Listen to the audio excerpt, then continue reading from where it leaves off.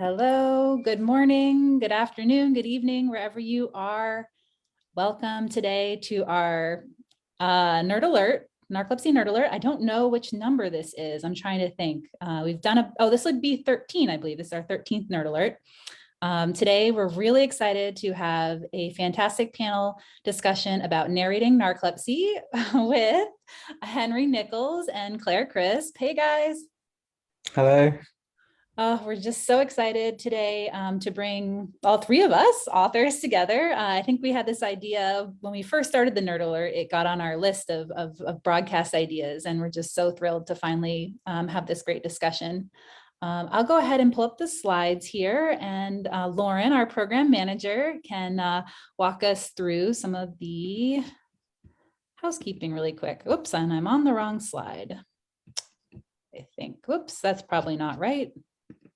Stop share.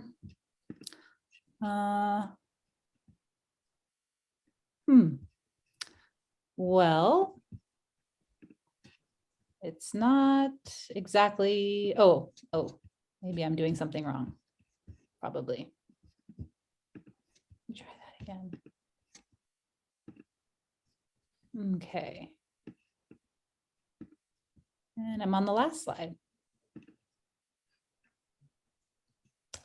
So, okay. Lauren, do you want to go ahead and do some of the housekeeping? Yeah, so hey everybody, thanks for being with us today. As you're tuning in to this broadcast, it'd be great if you want to share your state or country. We'd love to see where everybody's tuning in from. It's tons of fun. If you'd like, you can share your brand of nerdiness when you are saying hello. Please remember to like, comment, and share this video so lots of other people can see it. We can have Facebook think that it's really great. And just remember that the video is being recorded and your comments will be staying with the video. So just only share things that you would want to have shared with the public. Please send in your questions in the comments. We're going to try to make some time for questions and answers during this broadcast.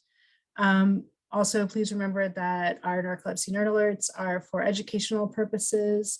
And we can't give any medical advice. If anything comes up that sparks any questions about your condition or treatment, we would ask that you just bring those to your sleep specialist, neurologist, other healthcare providers. After the broadcast, we're gonna compile the insights and comments shared to make a downloadable PDF toolkit and just share everything from today and from the community with our sleep family. So welcome and thanks again. Thank you, Lauren. And I feel like these two individuals need no introduction. However, I'm going to go ahead and introduce them. We have Henry Nichols is a teacher, science journalist, and author specializing in evolutionary biology, conservation, and the history of biology and sleep.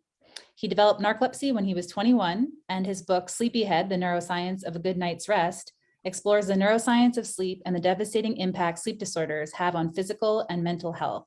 And Henry lives in London. And then we also have Claire Crisp. And, you'll notice her accent, of course. I have two beautifully, accented people with me. But I believe, Claire, you're right with me in LA right now. Yeah. Yes, I am. Yeah. Yeah. So Claire Crisp is an award-winning author and advocate for children with narcolepsy. Her book, Waking Mathilda, a memoir of childhood narcolepsy, charts her family's course from the UK to the US in search of a life-changing treatment and attempt to rescue their youngest child, Mathilda, who developed narcolepsy following the 2010 H1N1 flu vaccine. Her work has been featured in national newspapers, medical journals, and on national radio. Claire is the co-founder and experience officer. Yeah. Of Sleep Consortium, a new 501c3 dedicated to accelerating research in central disorders of hypersomnolence and related diseases. It's very exciting. In 2022, she was awarded an MFA from the University of St. Andrews for a substantial contribution to the creative nonfiction literature titled Belonging, a memoir of home, place, and identity. So we are just so thrilled to have both Henry and Claire with us today. And of course, I am the author of Wide Awake and Dreaming, a memoir of narcolepsy. So I guess I published my book. We were just chatting about this before we went live. Mine came out in 2010. 12. So it's almost been, it'll be 10 years in December. And then I think, Claire, you said 2017? Yeah, March 2017, yeah. Okay, and then Henry, you were 2018? That's right. Yeah, so so these have been some of the main books. There are other, great articles and great literature out there as well. Poems, we've been celebrating poets with sleep disorders this month for National Poetry Month. So lots of else great literary work going on and creativity in the narcolepsy space. But let's go ahead and dive right in. I think I will go ahead and take off the slides here so you can just see us as we talk. Okay, and I'll put us into speaker view. So I guess to start, where did you guys get the inspiration to write your book? What was that decision like? Was it an easy decision? And yeah, what or who inspired you, I guess? Henry, I think Henry Yeah. should. Oh, right. Well, I'd been a journalist, a science journalist from now maybe 20 years ago, and so from about the early 2000s until easily 2011, I deliberately avoided writing about narcolepsy. Looking back on it, I actually can't really believe that I made that decision, but it was partly I didn't because when you do a piece of science journalism, you really find out stuff, and I didn't really want to find out stuff, which I cannot believe that I'm saying that now. If there's one thing that you definitely have to do with something like narcolepsy, is really, really find out everything and understand your disorder as best you can. So, I mean, doing the book, eventually I learned a huge amount about it, but just I think what tipped it was meeting Emmanuel Mignot, who just done, perhaps more than any other researcher on narcolepsy. And I met him in Cambridge in 2011 at the Narcolepsy UK annual meeting, and interviewed him there, and then wrote a feature for New Scientist, and then it just flowed from there. The idea, it still took about another 5 years for me to actually put the proposal together, but that was when I decided to write it. Yeah. Yeah, because Henry, I think I remember talking to you, and because I remember what apartment I was living in when we first Zoomed, and you talked about, Yeah. so it must have been, I was just published, I think, when we first talked about you writing a book. I want to say early 2013. Yeah, I think that was probably one of my first interviews with you, actually. So I read your book and then knew that I wanted your voice in it. So we talked. Yeah, that was really early on. So that's how long it takes. If that was 2013, then there's another 5 years to publication. And really, if I'm honest, I'm only writing for that last year. So, you sort of put together interviews and start, you just do so much reading and developing ideas and connections and mapping things out. It just takes forever with a book like this, but yeah. Claire, what about you? Yeah, it's interesting, Henry. So I sort of am tracking with what you're saying, and have a similar sort of struggle early on, although inspired by Julie. And I think we'd connected over writing, must have been about 2013, 2014. But I struggled for different reasons, not so much with the science, but more the emotional piece. So the sort of inspiration, I suppose, was really just the journey and the struggle. And there was one night, probably in sort of early 2014, because as caregivers, my husband and I were up, through the night, monitoring first days of Xyrem, second days of Xyrem, and then everything in between. And it had been crazy for so long, like our lives just being nocturnal, really, as caregivers. And there was one particular night where Oliver said, we should write a book about this. I thought that was a great idea because he was already an author, although he's a scholar, not in, anywhere near the memoir genre. But I remember thinking, oh, that's a really good idea. He could write the story and I could just fill him in with all the sort of medical details and the dates and looking through Mathilda's medical notes. But that was kind of the start of it, and it soon became pretty apparent that it was my work. I had initially thought I would tell Mathilda's story, but then realized like I can't tell her story. She's 4, 5, 6 years old. Like she needs to tell her own story. So like to back up a little bit and then tell the family journey through my lens, really. So that's kind of how it started. Yeah. I guess for me, I wrote a big paper about the history of Xyrem and GHB in law school, and my professor said it was the best paper she'd ever received in all of her time at BC Law, and so she said I should turn that into a book, and it re-sparked something in me because I'd loved creative nonfiction when I was in college, and so I guess I set out to write that book, The History of GHB Xyrem. I worked on that for a few weeks. And I felt like I was just find myself going to my story, you know, and I thought I would include myself in that story. However, I just found I wanted to talk so much more about myself, I guess, than the history of GHB, or even realizing I wasn't really a drug expert in the way that people thought a drug expert should be writing a book or something. So I changed my idea. And if my dad wasn't upset or scared originally when I said I was going to write a book after law school instead of being a lawyer, then when I changed my idea about what I was going to write about a few weeks later, he was even more scared, I think. But I did stick with that one. And Julie, I don't know what the other book would have turned out like, but I feel you made a good call there. well, you know, I could still write it someday. And we've talked about, That's we could later in the conversation talk about next steps and what we think about we still want to do. But perhaps, Julie, your decision speaks to the power of the personal narrative. And I'm sure Yeah, exactly. Yeah, that's we could like be more, you know, sciencey and more fact-based. But what people remember is the personal experience. So you definitely made a good call. I think that's what I meant, I think. Yeah. Thank you. Yeah, and there was one book about narcolepsy at the time, and had been published in the 90s, and I enjoyed reading it, but I think I felt like a creative nonfiction lens could be good.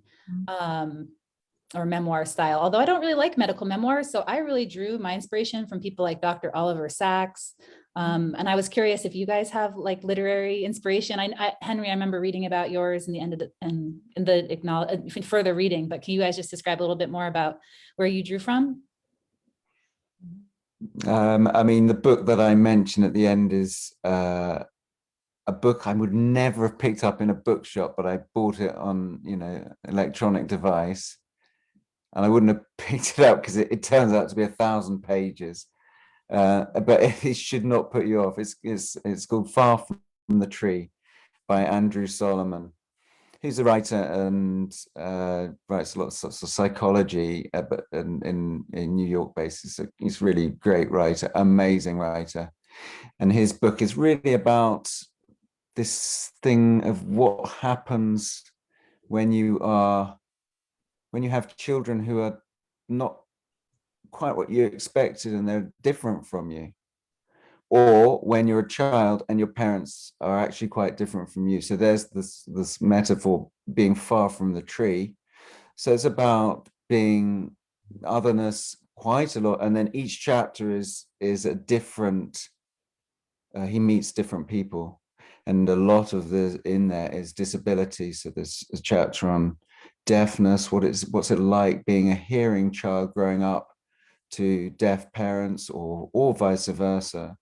There's dwarfism, and I think one amazing chapter on exceptional musical talent, when you have an incredible gift as a musician and your parents aren't obviously that great, but you become this prodigy. And that's quite alienating too. It's a fabulous book. I can't recommend it highly enough. But it brought in, you know, a lot of, I suppose, science, but this very, very brilliant conversational, in-depth, getting to know these characters. Yeah. Far from the Tree. Awesome. Yeah, it's amazing. Wow. So I think I was leaning sort of like when I was thinking about writing, I sort of rewound back to, okay, what did I read in memoir, back in the day? And I sort of remembered Frank McCourt's Angela's Ashes, all the real classics that were game changers in the memoir space. But that was pretty, dated at that point. So when I started to think seriously about writing, I knew I had to learn the craft of writing. And for me, that meant reading. So I probably read over like 100 memoirs in the process of writing Waking Mathilda. But there are a few that stand out. And one of them is Mary Karr's work, because I always find some of the best memoirists are also poets. And she wrote Lit and Cherry, and she's written on writing. In fact, I should say that as well as reading memoir, and some of them I loved, and I studied their prose, because prose was really important to me in terms of finding my voice. And that was a real struggle and a real journey. But also whether or not I kind of loved their prose or didn't like, I feel like I studied the books that I didn't love as much as I studied the books that I did, like how I don't want to do it, and how I do want to, because I had no like formal training. I mean, my background is in as a physical therapist and as an educator, so I was coming at this really kind of very cold and excited, but also very aware of the challenge, because it's one thing to say, oh, I'm just going to, isn't it something like 90% of the population want to write a book and 1% of them do? So I was very aware of needing to study the craft. So Mary Karr has written not just great memoir, but also The Art of Memoir, and also Anne Lamont on Bird by Bird, Stephen King, obviously. So I think I studied great memoir within the genre, not so great memoir, like How Not to Do It, but also the craft of writing as well. I love the way you put that, because I actually found I didn't like a lot of memoirs, and that really discouraged me, in a way. And I remember even throwing one medical memoir like across the room because I couldn't stand reading it. And then I thought, I'm going to write one of these, so finding the gems, and then and the studying the craft of writing. It is such a process, isn't it? And I love investigating, so I guess that's we have to do a lot of reading. And I guess for me, when I mentioned Oliver Sacks, that was, I think what was so inspiring about his writing was that he brought to life things that were invisible, the invisible experiences of people with neurological conditions, and that somehow gave me the courage to talk especially about like the hallucinations and sleep paralysis incidences I'd experienced, because even though he was often talking about his patients as a doctor, he validated like that firsthand patient perspective so much to me. So, and things that other people might think are, so weird or whatever, he had these beautiful explanations for it. So yeah, so that was one of my major inspirations. And thinking about, how you approach a book. I mean, narcolepsy is so much, there's so much to it, right? And I think it's all happening at once. And there's just different layers of the symptoms. And even as you think about narrating narcolepsy, I think often you get advice from books about like keeping things simple, or how do you, when so much is going on, how did you feel like you ended up deciding to structure your books, I guess? Yeah. Oh God. Well, with a book like mine, so I thought I got to write a book about narcolepsy, and I pitched it to my publisher, and they went, could you write a book about all sleep disorders with narcolepsy as a bit of it? I thought, whoa, I can really write about narcolepsy because I actually know that, and I don't know the others. And so it's going, if I tried, it would be really unbalanced, and it probably actually is. If I think about it, it is definitely much more about narcolepsy than any of the others, but there's a good reason for that. And it turns out that, yeah, as you're saying, narcolepsy, there's so much going on. that I've come to see narcolepsy as was like one of the best qualifications you could possibly have to be writing a book about sleep disorders, because it covers everything. And I didn't realize it at the time, but then, you know, you're sort of trying to, got chapters that I've got to write about insomnia, or write about restless leg syndrome, which I know nothing about, actually. I know all about both those things, and most people with narcolepsy will too. And so finding these connections was rather wonderful.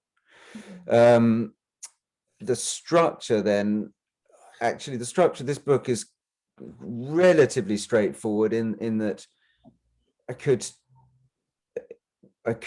almost treat a sleep disorder within one chapter as a contained thing. And that obviously helps a lot when you're writing, because you can focus in on one thing and you know where it's going to go in the book. But you do not want, I think, and at least my publishers always encourage me to try to, you know, mix it up so that it isn't, then it's not, I might be wrong, but then if it's just one chapter that's totally isolated, not connected with the other, then it's just like reading a collection of disjointed stories. So you need to weave something through all of these that stitches them together into a more satisfying whole. And yeah, just going back to the memoir bit, I don't really think of mine as a memoir, but I am in it, obviously. And actually, that was quite a step for me. That might be why I didn't want to write about it, because that's quite an alien thing for a journalist, like a straight science journalist. You don't write about yourself, because that's not objective. So the step towards that subjectivity, where was a bit daunting, but then when I got going, yeah, it's really good. And actually, Julie, I think your book and seeing you do it, saying, yeah, I have all those, I recognize all those things, and I really loved reading that someone else is experiencing that, and I can do that with my things as long as I can remember them accurately. By that stage, you know, because I got diagnosed in 1995, by that stage it was all a bit distant and I hadn't kept notes. I had wondered whether you'd kept notes, but so the structure of a book like that is tortuous. Writing the book was completely simple once you've got the structure, but that is like when you're pitching it to a publisher, you've got like 2 pages that you're going to sell it. That's all you have to write. It sounds like really easy. That might take you 4 years to get those 2 pages good. So yeah, moving that bit around, and it was a bit organic as it went, you know. Oh, there's that new connection, I can put that back in here and it'll touch with that bit I mentioned earlier. And so you've got characters weaving through, but me kind of going all the way through. Yeah. And Henry, did you know that you were, because you knew the CBTI and sort of like your personal journey, when you did that 2-page pitch, you know, did you know that was sort of going to be your personal? No, I'm not actually sure, but if I look up that, I think on my proposal, which that chapter, I'm going to do a chapter on insomnia. I think I'd have, in the proposal, it was a bit of a fudge. I'll write a chapter on insomnia and hoping, and I felt I didn't know very much about insomnia, but as most people with narcolepsy will recognize, and they'll be going, insomnia, or a kind of insomnia, certainly horrifically fragmented nighttime sleep is part of narcolepsy. So I had a way into insomnia, but there was definitely this thing that happened where I went to my sleep specialist, and they're always brilliant at trying to, now things are good, but can we make them better? And I felt a bit awkward about raising the fragmented sleep, because it feels, the paradox of it. I've got narcolepsy. Don't start rabbiting on at me about bad sleep.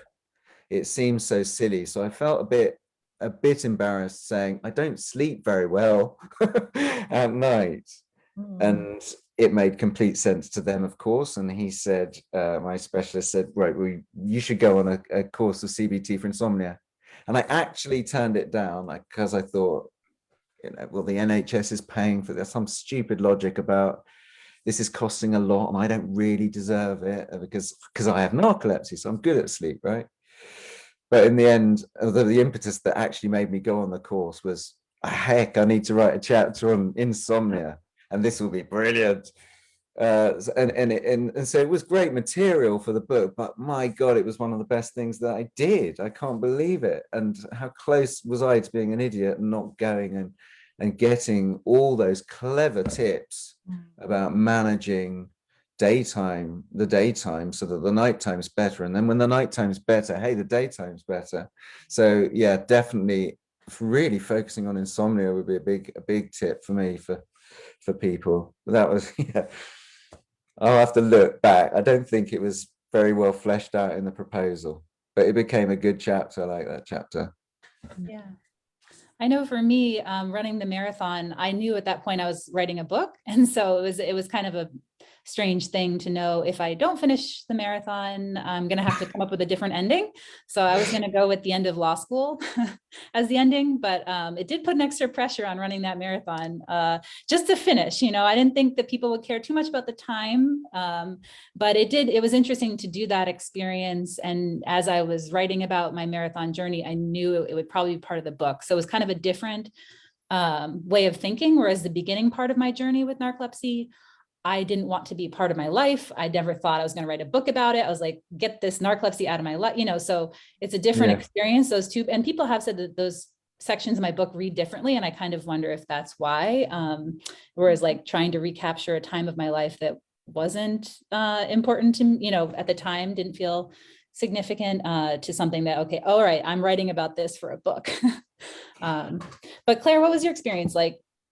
Sort of relate to Henry's comment on the sort of organic nature of structure. I think I had set out with something much more linear.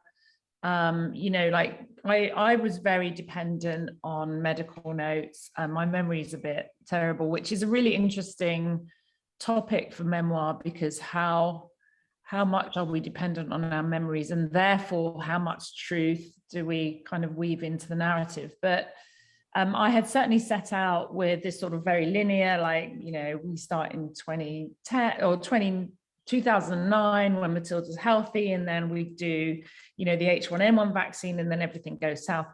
But actually at the end, I did a U-turn, and I think it's because I was reading a lot and just felt more engaged with narratives that were a little bit more kind of jumping around in space. So I actually switched it all out at the end, and I think I'd started with the present, and then I jumped back to the past. And then I also did something else, which was just a very sort of self-indulgent, kind of reflective few weeks right at the end before I published, where I just had this moment where I decided to kind of frame each chapter within a child's book narrative that I had read to the children. And so you'll see in the beginning of my chapters, there's a quote from real classics, it could be Harry Potter or Trumpet the Swan or whatever. And it was really interesting. It was a very sort of creative experience, and really sort of emotionally poignant and important to me to frame the context of what I was saying with the past, I think. So I needed to jump around between being linear and non-linear. I love the structure.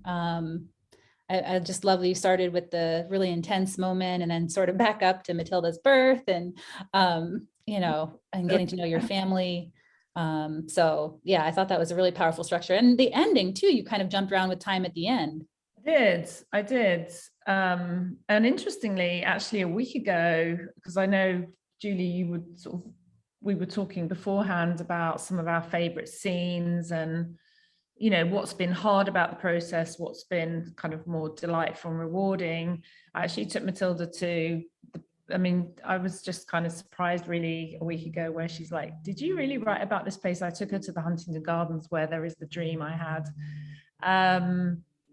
So yeah, I think it just draws on, a lot of personal experience and difficult times, but also as you write, as a writer, you start to process that, and it is cathartic and it is meaningful and it is sort of a legacy, whether we love that or not. It is, you know, once something's in print, that's something. But I actually feel the same way about all forms of art, you know, whether we as writers put words on a page and construct paragraphs, or and to our audience, if their gift is to, you know, create art forms that are more visual, more digital, more theatrical, you know, there's all sorts of contributions. It's just so happens that mine was with words. So. Mm-hmm. So you talked a little bit about memory, and I think for me, I felt very similarly, especially those beginning years, that I didn't want this to be part of my life. And I did, I forget if it was from a book or a class I took, they said to trust what you think, you know, that you're probably more correct than you believe yourself to be. So I kind of went with that and wrote some stuff. And I eventually went back and found emails. And that was very rewarding to actually see how closely the emails I'd written to a friend like that same week of the actual thing happening matched up so closely with my memory years later. So I thought that was kind of interesting to think about. But of course, everything is our own view, right? So someone else, the people that we're having the conversations with, do they remember them the same? You know, maybe not, but that's still our point of view, right? And Henry, I think, you know, you said that you didn't have a lot of writing, but one of my favorite passages, I think, of your whole book is the your detailed analysis of your sleep paralysis. When did you find that? Do you mean like looking at different sleep paralyses of like authors and stuff like that? Or No, the mine? first time you felt it, you were in India, I want to say. Oh and you yeah, wrote down yeah. No, and I'd written, this is it. And I've got a couple of little notebooks of things like that. One there, which I'll come back to, and then one from a meeting with a consultant neurologist where, and bear in mind, this is pre-internet, 1994, no way of searching this up. I have written in this tiny notebook the words narcolepsy and cataplexy. I'd self-diagnosed and I went to a consultant neurologist and went, could it be these? And was told, no, it can't be these. Anyway, but the India one, so that was around the same time, 1994, and in the summer holiday I went sort of backpacking around India. But I was and I got to, and I was really sleepy around the place on these coaches and things, got to some hostel and just crashed out on the bed, and then woke up, but I couldn't move, and I could just hear, but this, you talk about in your book, auditory hallucinations, what I now know to be an auditory hallucination. So this kind of quite disturbing kind of horror film like sound coming from the overhead fan that was just going round and round and round, and I couldn't move. And it was a bit of a battle, and eventually came out like you do, but and I was so frightened by it.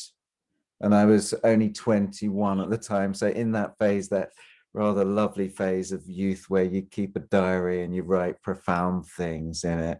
And so I had one of those, and I actually would write something every day in it. They're lovely, if a little bit embarrassing to look back at. But I woke up and then I quickly got the book and I wrote exactly what it felt like. And then just said, I was really mindful. It felt like close to death. I was mindful that if I went to sleep again and it happened, I might not wake up at all. And then that someone would actually want to know why I died. So I just so I described it really well for them. I said, this is what just happened to me. And then my next entry for the next day was, I'm still alive, I think. I think I was just sort of amazed to actually still be alive. But that was the first time, and the first time is pretty scary. And then when it happens like 2, 3, 5, 10 times a night, oh God, you get bored with it. And you kind of half know, don't you, that what it is, but the other half of you still terrified. Every time. Were you surprised to rediscover that notebook? I can't remember if you talked about that part. Kind of knew these things were there, so it was like combing through for interesting stuff. And yeah, my medical notes, I went and tracked them down from a hospital. That was really useful as well, to just look at the medical side of it, and yeah, get that verification, because it had the kind of the notes from that consultant and others, and what they'd written. Like, I hadn't known about it at the time. They'd said, no, you don't have this, you've got this, but then they have to write up their consultation, and so you could see, oh dear, the sort of things they write about you after you've self-diagnosed correctly at the age of 21 from a library. Thank you very much. I'm so proud of that. What did they say about you, Henry? Oh, I can't really remember very much. It was definitely epilepsy was definitely the clear diagnosis. And I said, but I don't lose consciousness. I knew enough at the age of 21 that this wasn't epilepsy. I don't lose consciousness. And I guess he just didn't believe me. If you just believed me and gone away and looked that up in your books, that is so peculiar to have an epilepsy type fit where you don't just maintain consciousness, you go hyperconscious. It feels so, I mean, I don't want to big it up because I know it's so awful for a lot, but for me, cataplexy is quite a magical, special, funny thing, and I you know, I enjoy it. My wife doesn't enjoy it, but you know, it doesn't happen that often, but when it does, it's you know, it feels great. Ah, all right. No, No, not when I'm trying to play tennis and I'd like to hit the ball well. well, there's that. And it's taking mean, the end of my shot away. You haven't got a friend like I have you? I mean, my friend who's in the book, and we used to play squash, but this was when I wasn't diagnosed, but I was falling over when I was having too much fun, and he'd just start in the middle of a rally, just start going like that, until I fell over, and then he'd say for love. So your friend doesn't do that. No, but I'm just proud of my shots. Yeah. I'm ready to Oh hit right, the you shot. get I have enough. excited by that. Yeah. Was a great shot, so you collapse. Yeah, that's classic. Yeah, well, I'm not collapsing, thankfully, but still, I'd like to hit the ball a little bit better. Yeah. How about for you, Claire? I feel like the notes from appointments and everything, I bet that was probably pretty frustrating to. Yeah, it was. So when I was writing, I think that was the first time, and I'd physically bought Mathilda's notes over from the UK to US, because this again was sort of a bit pre-digital, really. And I had notions that when she was in hospital pre-diagnosis, because it was like the 6-month period where we were in and out of hospital, and her demise was pretty dramatic. And I was really curious, as like, why are they testing her? I mean, we'd ruled out so many things, like, as you said, Henry, epilepsy and cerebellar brain tumors, yeah. Like really dramatic kind of potential diagnoses. But it was interesting rereading the notes, just because I wanted to be methodical and as accurate as I could be, knowing that my memory was a bit sketch. And also, you know, I think there is a sense in which we, of course, as authors, have the privilege of writing through our own lens, but wanting to hold that intention with the truth as much as possible. But I did actually read in her notes, I remember it was one morning in May, sort of a year in, and I was like, mother, Munchausen by proxy. Oh, wow. So, I mean, I wasn't that surprised, because we were pre-diagnosis both sent to psychiatry. So it's just tough to sort of read it, you know, when you actually see it written out in medical shorthand. But I think it did just validate what I was thinking as a parent, and also as an author and as a storyteller. So actually it was quite helpful, but it was a little bit difficult as well, just to go to the edges of that whole world of pre-diagnosis, and how difficult it is for people with narcolepsy to put their stake in the ground and kind of claim their territory, you know, pre and post diagnosis, but therefore how important it is for us to augment those stories. Yeah. And I think, Claire, I mean, the way that for me, your book stops time in a way, because I know we talk about these long delays to diagnosis, 8 to 15 years, and it can just, you can almost get, oh yeah, and like, oh, mine's only 6 years, I'm lucky, and I know Henry, you talk about that too. But the way that you stop time to go through those stories, and that's just the power of the story, and reminding that it's just every day, some of those scenes in the hospital I'll just never forget. And realizing actually, that's a good point, because actually Mathilda's diagnostic journey was really brief, but I think that's a comment on two things. One is that with a pediatric onset is usually very abrupt, especially with type 1, where, it was basically cataplexy, a video of cataplexy that diagnosed her. Without that, it doesn't matter how articulate I was, how determined I was. Every time we went back to the ER room with really, really dramatic symptoms like ataxia and incontinence and visual disturbance, like nothing held. So if there is anyone here watching, I would really recommend getting as much video and photographic evidence as possible. So it was those pieces really that informed very much where I was coming from, and I did lean very much on those documented pieces in her medical notes, and then kind of married that with my memory, which may or may not be. But I mean, But 18 months is your a long time. persistence. Sorry. Yeah, I mean, Actually, she was like 5 months from onset to diagnosis. But again, I think that is partly due to the sort of dramatic nature, and also I did have a clinical background, so I knew two things. One of them, that it was very serious, and the other thing, that it was neurological. But that was pretty much all I had, because I had really no grasp on narcolepsy, certainly not narcolepsy in children. And I even describe in the book a scene where one consultant, pediatric neurologist, says, oh, it could be narcolepsy, and then he tickled her, but she didn't like him. Like it was terrifying. So she didn't have any cataplexies, like she doesn't have it. So, I think I tried my best to chart the sort of nuances and the complexities of a diagnosis of narcolepsy. And we just need more storytelling, because it's so complex and it's so invisible. And then you put that in a 3-year-old body, and they can't even articulate what they're experiencing. It's like it's just a hot mess, really.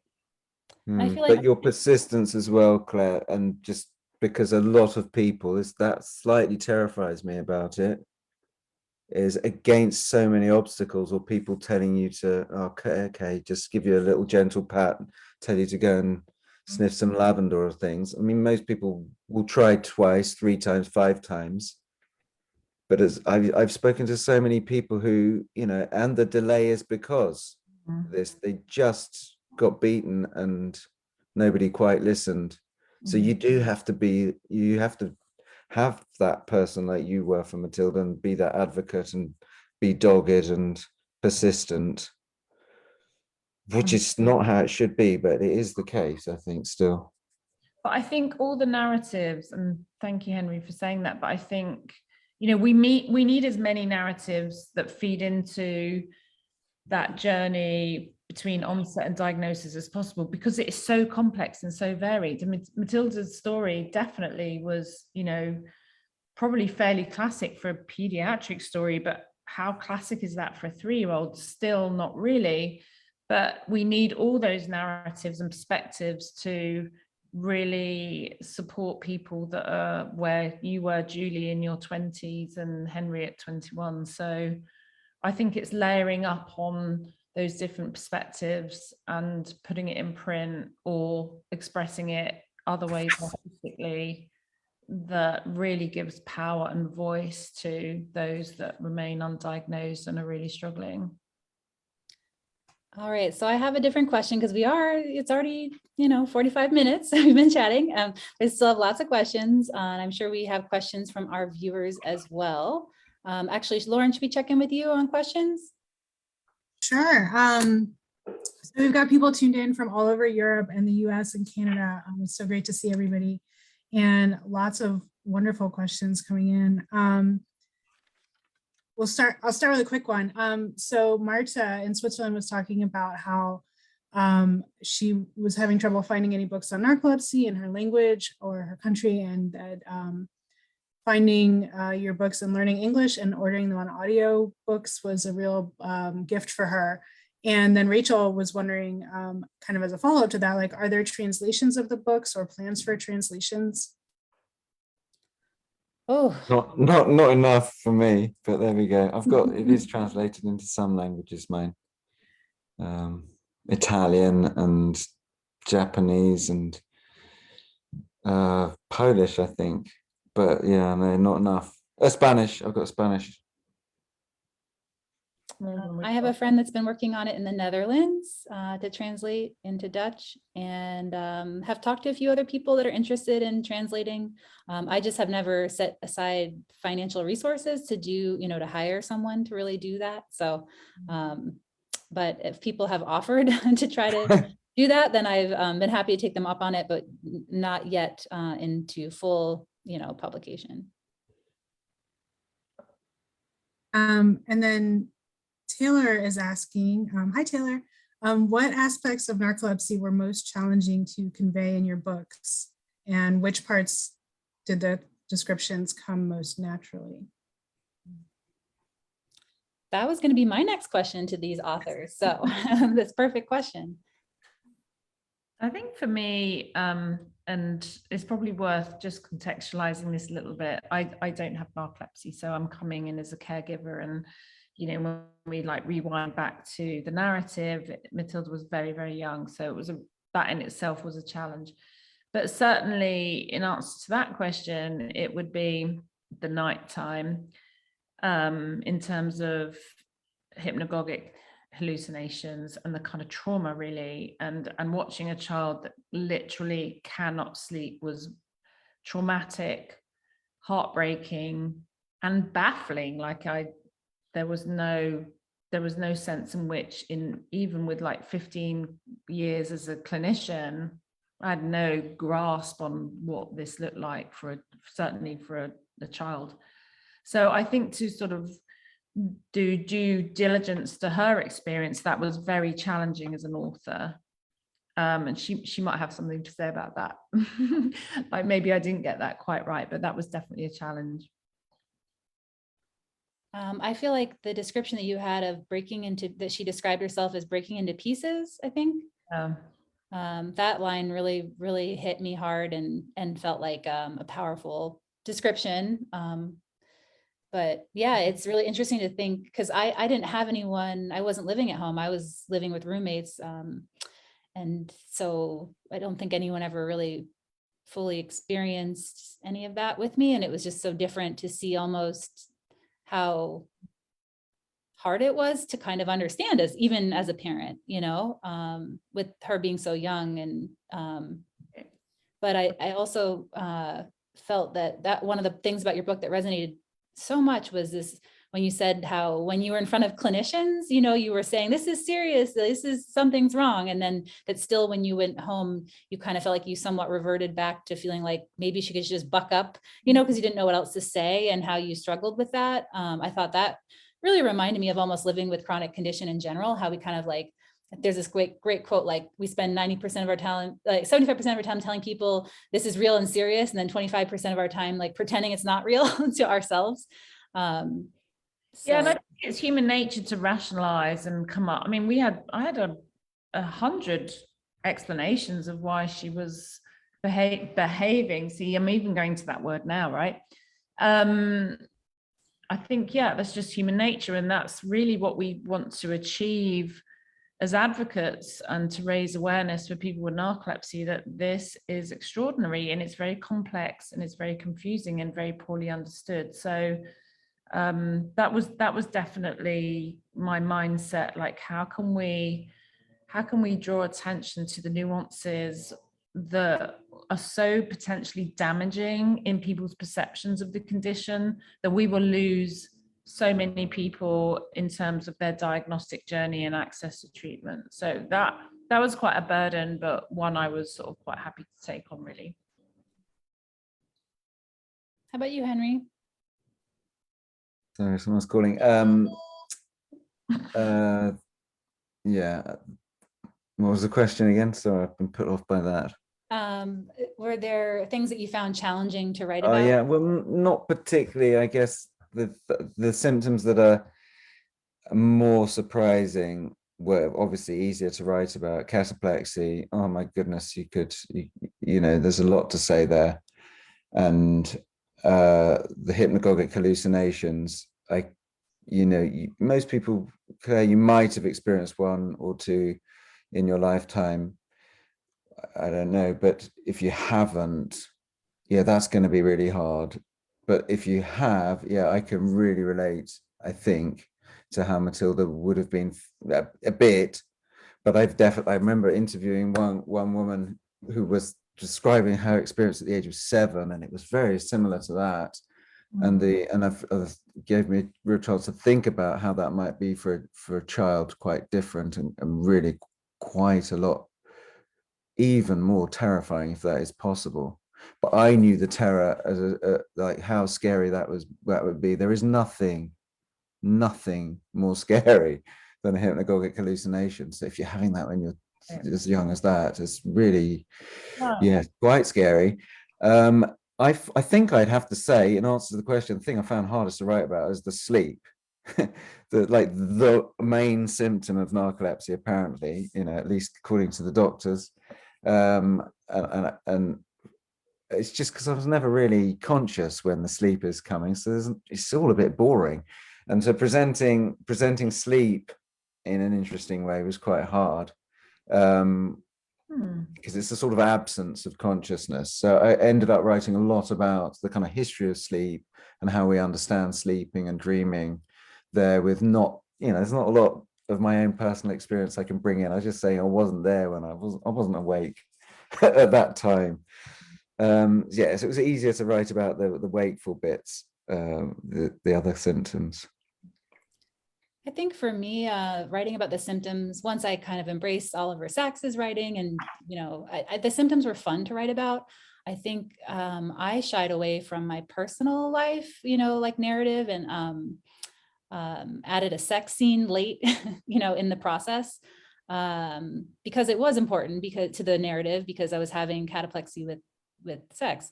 But even like including that then ex-boyfriend as a character felt weird, and I think in an earlier version of the book, he just kind of appeared and, for the purpose of what he needed to narratively. And someone said, you have to introduce him like as a character, so I had to go back and write like how we met, which is just funny. It was just like, okay. And I'm glad that those pieces really got in there.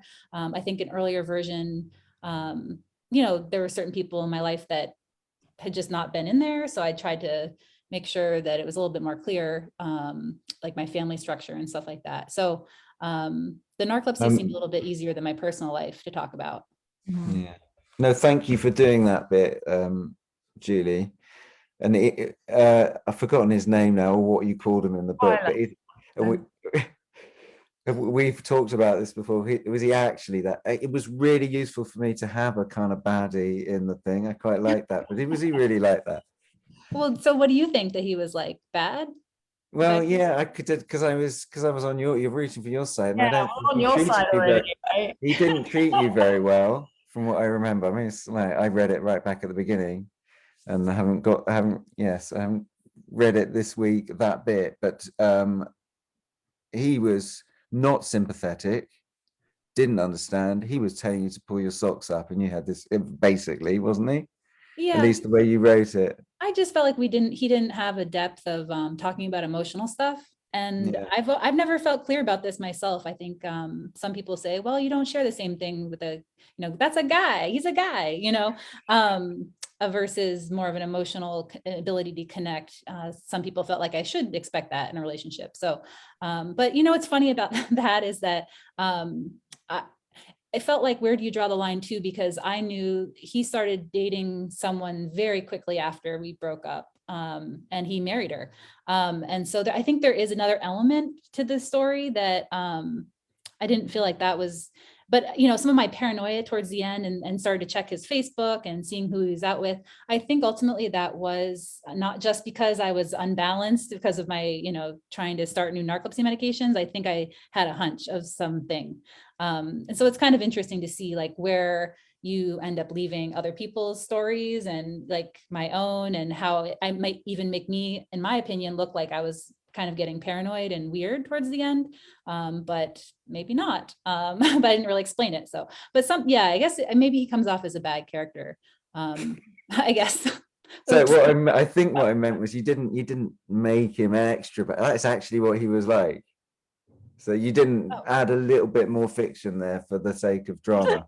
I mean, that's my perception. So no, I mean, no. You could have done added an extra little bit or something. Well, we'll have to have him on and see what he thinks about whether he was supportive and we connected well. But one of the things that struck me, Julie, about rereading Wide Awake and Dreaming in the last month, and it was a book that was so important, I think, back in, you said 2014, 15, 16, when there wasn't anything really that was current enough for us to recommend to our friends and families, like, please read this, please have some idea of what we're dealing with, even though, as a family with a young child, it was slightly different, but this is what we've got. I still think, and I'm surprised a bit by this, that there isn't more voice given or more experience. And of course it is very difficult, but I really appreciate, still having reread it, your brave telling of how narcolepsy impacted every area of your life. Because I know as an author, my first draft was like bleed on the page or vomit on the page or whatever you want to call it. And then second draft, I'm pulling back. Third draft, I'm running it by some people. And we're like, we can't put that in, which is the author's privilege. What I appreciated very much on the rereading was just how vulnerable you were willing to be over really personal issues. And I'm excited to kind of give your book to Mathilda, actually. I'm just going to say it, because it's a thing. So I appreciate you sort of being vulnerable and personal. And that still stands, because I'm not seeing a lot of other writers jump in and say, apart from a couple that are doing articles and essays, but essentially there is a whole area of narcolepsy that affects people on very personal and intimate levels no one wants to talk about, and you talked about it years ago. So thank you for that. I think I just got more honest. I lost touch with people ever reading it because it is such a personal experience to write. And I just spent 3 years with the text. And so I guess got more and more honest. And then I did have a freak out about a month before. And I was like, oh my God, I put a sex scene in a book. But then it was like too late. They say like, write like your mum's never going to read it. And I just spoke to my mum before this and she's like, I'm going to join. So just a quick wink to my mum. But I think it is particularly hard for family, isn't it, to come so close to the narrative. And yet, as authors, that's all we can do is stay in the paragraph, really. Yeah. I guess I wanted to ask you guys about sort of how the reception has been, and were you surprised by anything? And also if there's anything you wish you would have included. I guess that's a big question because I have a response to that myself. There's something I wish I would have included, but how has the response been, and would there be anything you would change? Henry? Yeah, really good. Everyone who's no one sent me a message saying they hated my book, so that's okay, but they probably weren't going to anyway. I'm kind of ran out of time, and there's I'd have loved to have done more on Klein-Levin syndrome, and so I feel that's a gap for me that I didn't. There's other sleep disorders, but that's a very interesting one that I should have covered, and it gets scant attention, so I feel annoyed about that. I would have loved to have been able to travel more and meet more scientists in the research. I just went to Stanford for 4 days and knocked off about 10. It was brilliant, amazingly efficient bunch of interviews, but and some brilliant people. But Did you have a no, favorite interview? Because I love those sections so much, and I was curious if one was absolute favorite or unforgettable. yeah, I mean that we sort of touched on it, and your books actually both different, but because they're an individual experience, and I didn't feel my experience is, I don't have it very badly, if I'm honest. So I wasn't going, it couldn't really be about me. And so once it was about other people, I really wanted to try my hardest, but that's what Andrew Solomon does, is to cover that breadth of experience. So to try and interview people and really try to understand what it might be like for a child to experience, or an old person to experience, or someone, try and cover everything.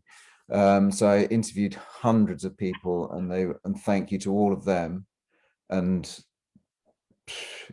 so many wonderful interviews. Michelle Hicks, who really went and met her, and she talked a lot about her childhood with the age of 7, but complete failure to diagnose for another, I don't know, 20 years or something. But the one that I think I'd pick out is Ron Embleton. I never met Ron, and I can't remember. I think he read the New Scientist feature that I wrote, and then he wrote to me. Now, he was in his 90s when he wrote to me, but he wrote an actual letter. There's this thing, people, some out there on Facebook, there's a piece of paper that he used to write things down on. And he wrote me a letter, and I wrote back to him. And then these letters just kept coming. And I've got this box of Ron Embleton's life, and they are magical letters. And he was telling me everything about his life, but about his experience of narcolepsy. And they are beautiful. And there were drawings in there. And then he died. And I never met him, but it was just, it felt a little bit like he wanted to do this communication and get me to pass something on. And this, they were brilliant. The one that he spent this, it was this incredibly talented, very quickly, this amazing engineer, very, very clever, very gifted, obviously, but he had narcolepsy, probably. And he was sent as this mine engineer. He lived up near Newcastle, near Sunderland, and would be going down a mine shaft with narcolepsy, and then out under the North Sea in a little little cart train thing, about 3 hours journey to the coalface to fix some piece of machinery. And talking about the kind of bullying from the other from the people in the mine. I mean, it was another world, and an amazing sort of thought, this mine, this coalface down under the sea with narcolepsy. Anyway, it was all in written. I did talk to him on the phone, but it was the letters. That was his interview, I think, probably. Oh, I think there's another book in there, Henry. There's definitely, I could just publish his letters. They're really great. Yeah, I have thoughts about, I have actually, maybe we should do that. I've got to, okay. And the other thing that comes out of this conversation is just more illumination around the experiences of cataplexy. I mean, I know we've all touched on it. Anyway, we can talk about that another time, but yeah, I'm excited. Claire, how about you? How do you feel the reception's been, and is there anything that you would change?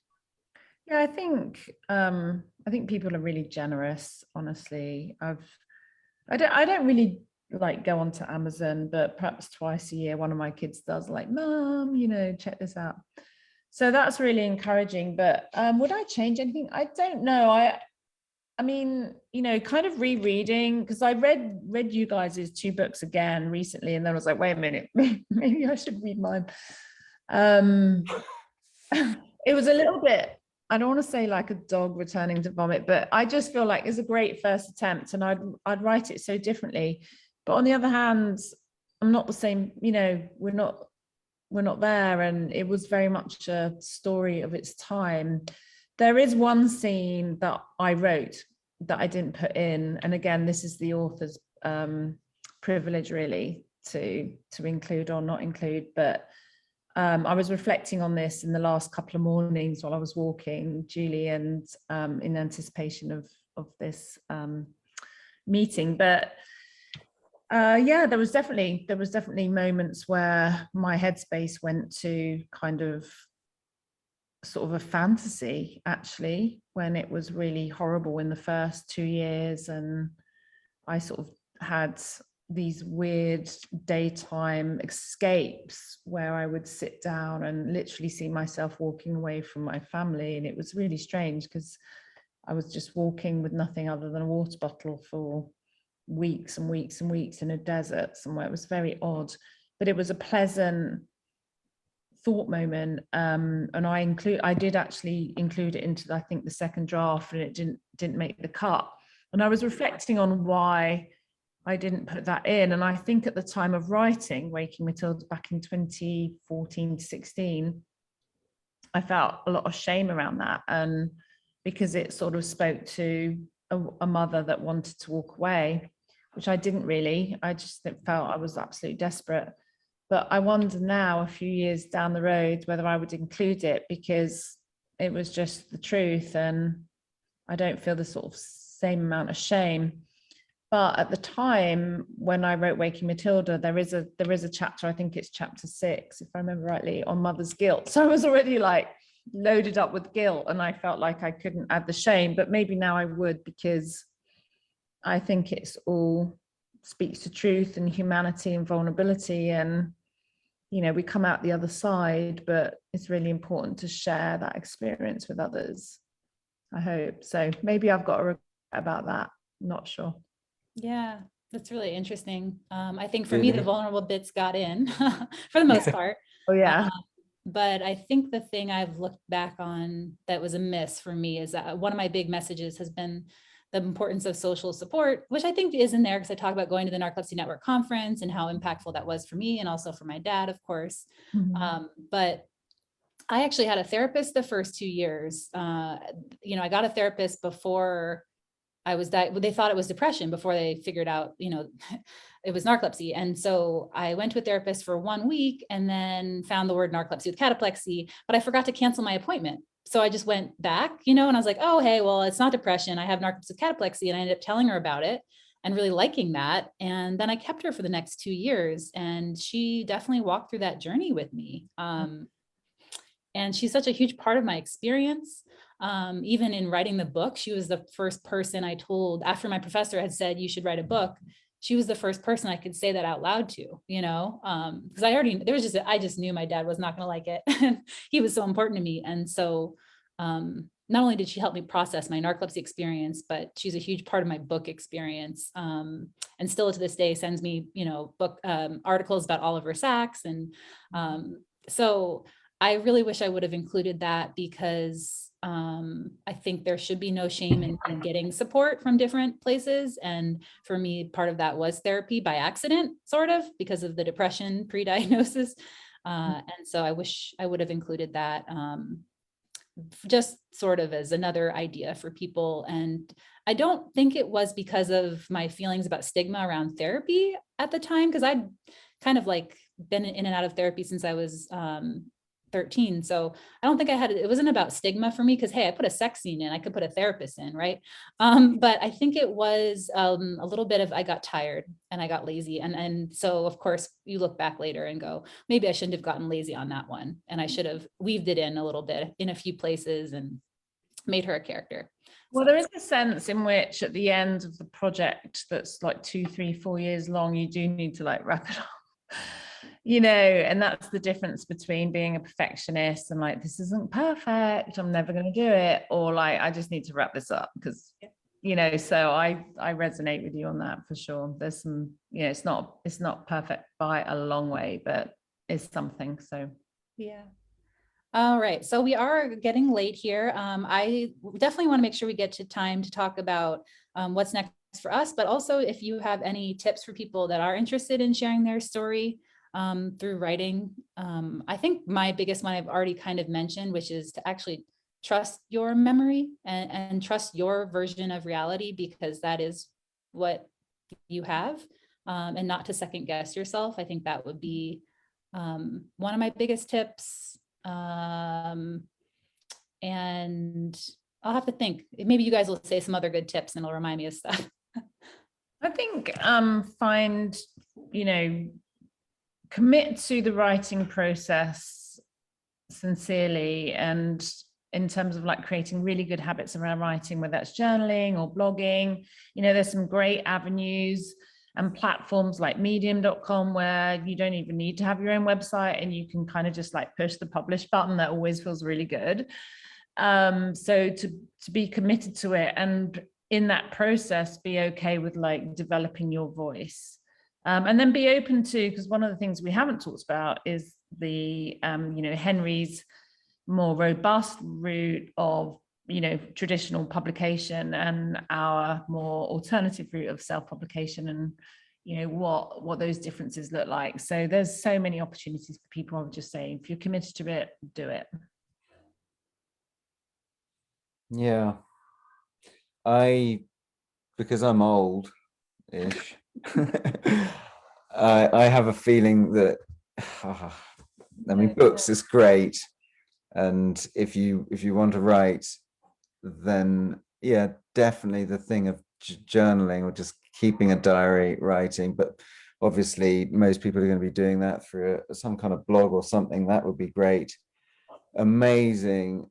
For not even if nobody just gives you, if nobody responds, it doesn't really matter. The act of pressing that button and putting it out there is very important, because you will have gone through a perfecting editing bit beforehand. You're gonna have to have been happy with this, and then you put it out there, and then you will start getting feedback and you will start getting more confidence. So all of that's great. And I think if you are writing about narcolepsy, then just do it, because your experience is, everyone's experience is completely different, completely original, and completely valid. And as Claire and yeah, as you're both saying, we need all that. We need that breadth, so that everyone, medical professionals and all people out there, start to see beyond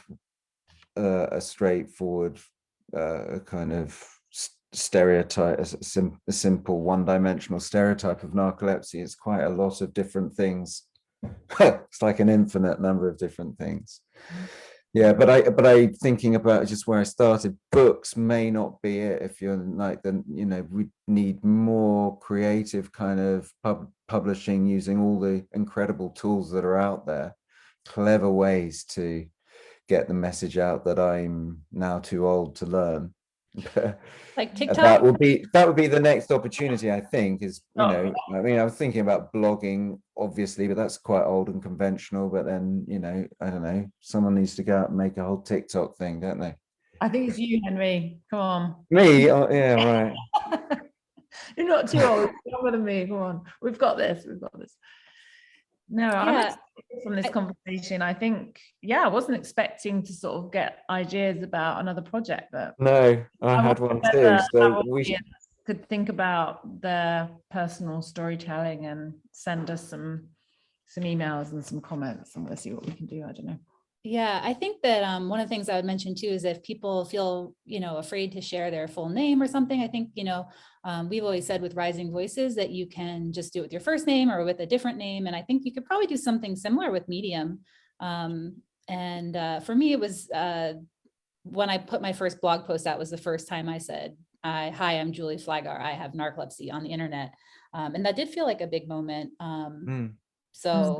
I think there are ways to still share aspects of your story. We've published posts from people anonymously, a medical student with narcolepsy that really wanted to share her experience. And so we were able to do that through our blog, and maintain her privacy. And still to this day, people years later are commenting back on that. So there are definitely ways to share and maintain some privacy if you want to. So what's next? I mean, what kind of creative projects besides Henry's TikTok channel, which Yeah, we're I'm about. starting a TikTok excited. channel. That's me. I'm sorted. Exactly. Oh, so good. I'm going to follow you. I don't even have a tick. I'm going to have to figure it out. No, definitely in to follow Henry. I just finished an MFA at St Andrews on, it was also creative nonfiction, but had a different kind of angle. I mean, I think it's interesting because narcolepsy is always going to be part of, you know, our family's journey. So I can never really completely separate from it. And neither would I want to, because it is, you know, the truth. But yeah, I was writing on home and belonging and displacement and someone who's moved around a lot. And what is it like to, you know, what is home? What does home mean to people? Is that the building that you grew up in? Is it your current place where you raise your children? Is it your community? So it was a really neat exploration in that. So I'm not sure if I'll publish it, but we'll see. I feel like your different homes in the book all very much came to life. I'm somewhat not surprised to hear that, because that you went in that direction. Because I feel like, you know, even the Princeton year that you spent there, it just felt like we could really envision these different places. Yeah, it's really interesting actually, because I wasn't really built for it actually. You know, I kind of like the idea of just being, you know, near my family and in London.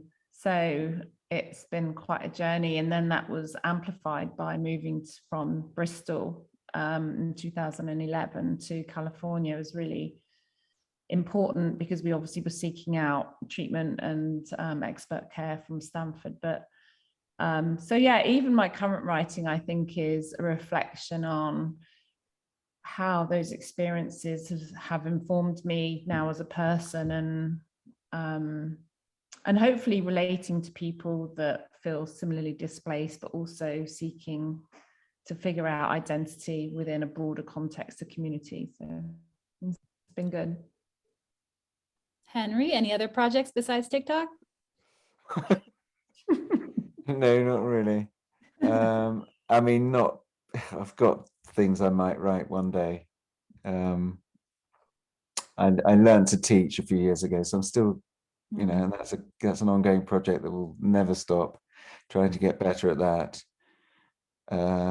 Yeah. People have asked me if I would write another memoir. You know, it is kind of interesting, I guess, especially now 10 years have gone by. So it's interesting how close people feel for me, but from a time of my life that feels so far, you know, my early 20s. And so I have thought about that. I don't know what the story would be exactly and how interesting it would be. I think it has to do a lot more with like my own character development and like leadership sort of, and how you're kind of winging it and you don't really know what you're doing, but people seem to think you do, like doing broadcasts like this. But I think, you know, and I still have the history of GHB or Xyrem. I could turn that into a book. But I think what I've focused on is helping other people share their stories and having founded the Rising Voices program. And now Lauren is the wonderful program manager. I never thought I could even leave that, you know, program with someone else because it felt so close, like, oh, no one would ever be able to understand all these nuances of storytelling. And it's been incredible to see how Lauren now trains these advocates so well to share their stories. So that's where because like, I'm sick of my story, like, you know, like I've heard it many, many times. And so it's that energy from hearing other people's is I think a big driver. And so many times I hear someone saying, like, I can't wait for everyone to hear your story. So I love that feeling, and just hope we can continue to find ways to bring these stories into the medical, you know, space. I think, Henry, you talked about how some of the history of even narcolepsy, how I believe it was this one, I'm going to get the name wrong, 80 or something, this one guy who had really taken the time to write down the actual terms that the person had described, and how different those are from this lingo of, you know, whatever, you know, the lingo that doctors use isn't the lingo that we use. Yeah, I mean, oh God, it's quite a while ago since I wrote it now, but it was the early 20th century that he wrote this. I've forgotten his first name, AD.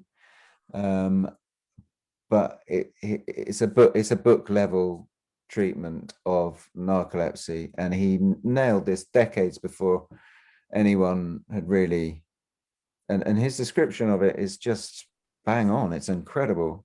And I think you're right. It's probably, and I hadn't really thought about it, but his attention to his patients and the way he really listened to them, and his descriptions of these symptoms are so accurate. And then no one really paid attention to it, annoyingly, and they started going through a whole the 1950s, 60s. Oh, you're all just, you know, you've got you need to get on the couch, and I don't know. Oh It man, must that be, section of your book, I sort of love. Freudian explanations of narcolepsy. Quite annoying. Yep, I love that part. I mean, that's when I felt like, you know, your tone really came in and made me laugh a lot. I loved it, you know, and then entered Freud and his couch. Lauren, do we have any other questions from the audience before we? We do have more questions. A lot of appreciation and just gratitude for all three of your work and vulnerability and sharing your experiences. Do we have time for another question? Yeah. Okay, so Matt is asking, who are some of your mentors in the narcolepsy community? Gosh, Mentors. anyone who has narcolepsy is my mentor. That's the thing that I love most is, and you talked about it, Julie, briefly, but going to a narcolepsy meeting. And if you haven't been out there, then you must go. Just that power of meeting other people, and there's differences and there's similarities always, and it's finding the similarities and exploring the differences. And it is the most fun I can ever possibly have. It's the most fun weekend of my going to a Narcolepsy UK annual meeting. I mean, it's an absolute, it's like, oh God, it's a rave for me. So yeah, anyone. Yeah, it's an interesting point, because I can't really think of mentors, but the sort of phrase that comes to mind is more like an equal playing field. So Henry is right to point out, like when you're in a room or a building with people that are dealing with the same thing, there's something really leveling and calm and reassuring about that. And I guess that's where, you know, we kind of, to go full circle, we feel home, really. Mm-hmm. Yeah.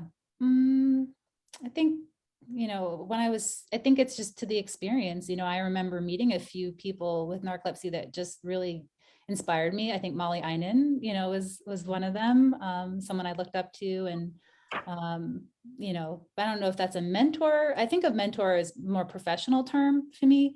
And thinking about people I've seen in the healthcare space who have different experiences that don't have to do with narcolepsy, and how we can leverage their, you know, some of what they've done in other spaces for our community. So I think sometimes I'm looking to different sources to try to kind of think professionally about what I want to do, if that makes sense.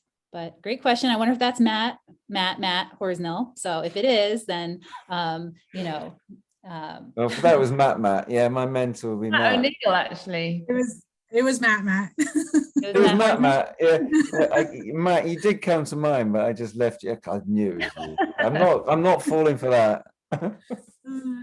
Well, Henry and Claire and Julie, I can't wait for you to read the comments with the video, because there's just so much coming from the community, just gratitude and appreciation and everything, you know, resonating. So yeah, wonderful. Yeah, and thank you guys so much for taking this time to have this discussion. That was a dream discussion for me, to share this time with you. And just thank you guys for what you've contributed to this community and continue to give back, like giving this time. And yeah, I hope the big message that everyone takes away is, of course, that we need more stories. So hopefully there's some encouraging tips and ideas from this video. And we need more TikTok from Henry, right? Yeah, but then also, just, you have mentioned, do you want to just while you've got people there, Julie, the rising voices, they should just, yeah, that would be a good place to start, wouldn't it? Yeah, we're, it's a nice leadership training that is right now, trains people on how to share their story via speaking, but I think there's a lot of, going from there, and different people are doing really different creative things from that training. So it's a good basis, I think, for people. And we will have our 5th year this summer? I think it's our 5th training, or 6th. I don't know. I lose count now. But we're really excited, and we did get a lot of applications. So we will be going through those and getting back to people, and really excited. We have over 100 storytellers that are trained to date across the US and in the UK and different places around the world. So we just hope to find more opportunities for them. And I think that's just the next step, is making sure that patient stories are more integrated with the medical system, and more opportunities for people to share those stories. So that's the next adventure. Thank you so much, Julie, for the opportunity. Yeah. Go another like 10 hours. I don't know. I love nerding out. I'm not normally a nerd, but this has been fun. Thank you so much. Yeah, really fun. Thank you. All right. Thanks everybody for tuning in. We'll see you again soon. Thank you. Bye. Bye. Bye.